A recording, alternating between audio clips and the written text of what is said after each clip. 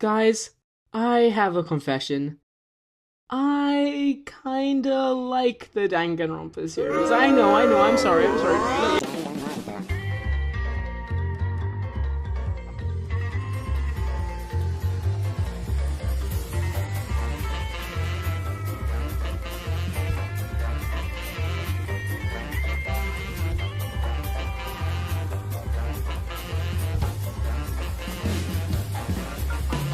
Listen, I'm a huge fan of the deadly game trope. Expect a lot of long walkways for my best of 2025 video. And the Danganronpa games are a really interesting take on those types of stories, even if they can be really edgy and cringe and gross. If you don't know what a Danganronpa is, why are you watching this? It's a series of games about a group of students who are trapped in their school, or an island at one time, and are told by a homicidal bear that the only way to leave is to kill another student and get away with it. If you don't get caught, you get to leave while everyone else dies, but if you do get caught, you get executed in a way to bring you the most despair. Also, these games are really weird.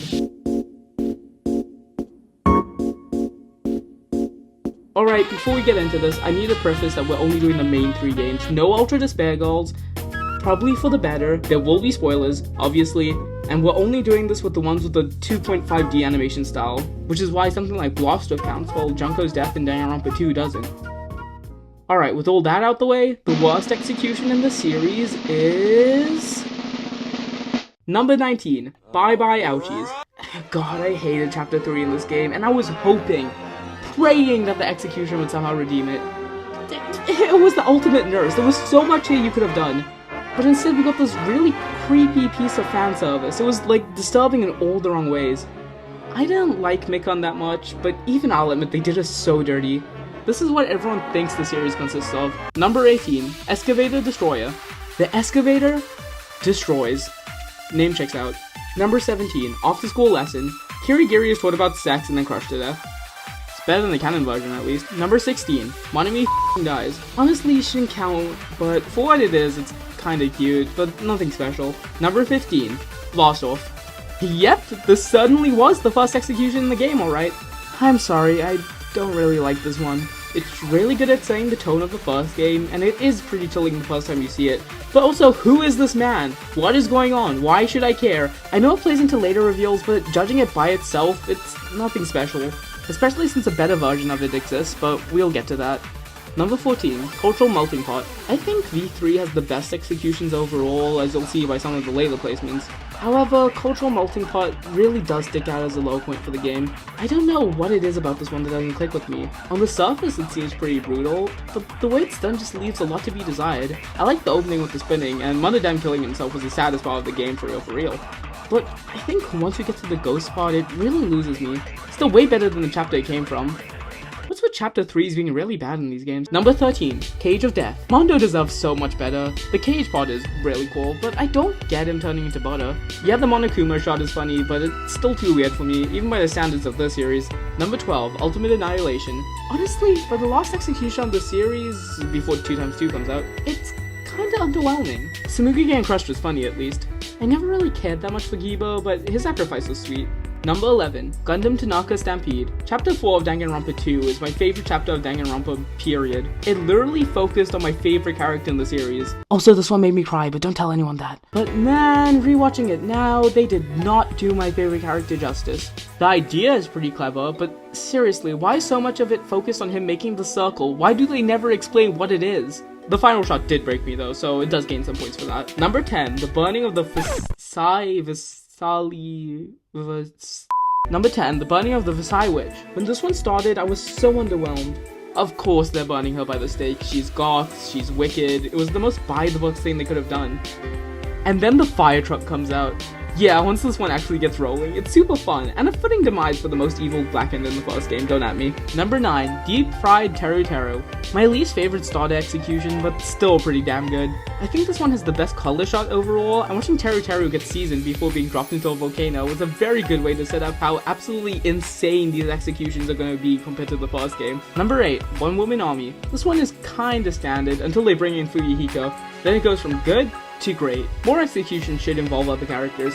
Number 7, The Ultimate Punishment. No, it doesn't make sense that Junko managed to survive every single punishment before losing to a rock.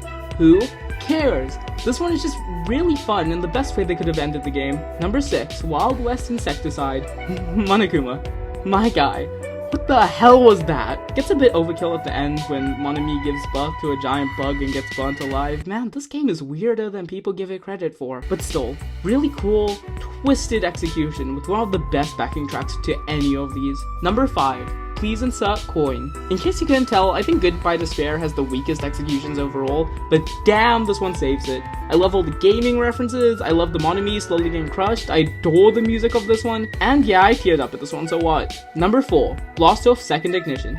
Honestly, it's not too different from the first game's equivalent. So why is it ranked so much higher? It's because it fails. Come on, you knew that. The fact that the last Monokuma run the execution doesn't end up working, instead giving Kaido exactly what he wanted before he succumbed to his illness was just perfect, and the tiny bit of hope needed in such a depressing game. Number 3, The 1000 Blows. For the first actual execution, this is really good. Something I appreciate about this one is how grounded and kinda simple it is compared to most other executions in the series. Like, all it boils down to is him getting pelted by baseballs. But unlike most of the other executions, I can actually imagine that pain. It's a really effective ending to a really effective first trial. Number 2, Der Flowhauser. Number 2, Der Flowhauser. Obviously, this is the best opening execution in the series. It sets you up for how much darker this game is going to get compared to the other two. Everything here is an improvement. The music, the visuals, the empathy I feel because they're using our hanging body to play piano and then crush her to death. It's so messed up in a way that's uniquely Danganronpa. I saw this clip without context on YouTube once, and that's how I got into the series.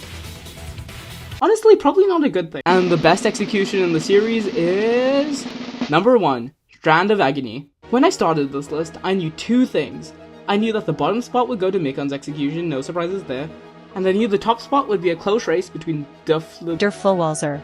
And what I ultimately decided was marginally better, Strand of Agony. Der Flowhauser is messed up in a way that feels unique to Danganronpa. This one's messed up in a way that feels so distinct from Danganronpa. This is the only one where the Blackened actually tries running, that's insane. There's just something so bleak and gruesome about this one compared to the others, it's just hard to put into words. It reminds me a lot of Leon's execution actually, but just done better here. Honestly, I do flip-flop between this one and Der Flowhauser a lot, but I'm gonna give this one the edge, just due to the fact that there's nothing in Danganronpa quite like it. Alright, that's it, that's the end of the video. I didn't film an outro, so I'm filming one now. This might seem a bit out of place, especially for my last video of the year. But honestly, it's like a video I wanted to make since 2023 when I was going through my Danganronpa phase heavy. So I thought, why not cap off the year with it? I promise we'll be back to movie content soon. My best of 2025 video should be coming out sometime mid-January, unless I procrastinate on it like I did with this video. And I just thank you guys for such a good 2025. I can't believe there's 120 of you for that want to hear my opinion. It's hopefully we have an even better 2026. Alright, and in case I don't see ya, good afternoon, good evening, and good night.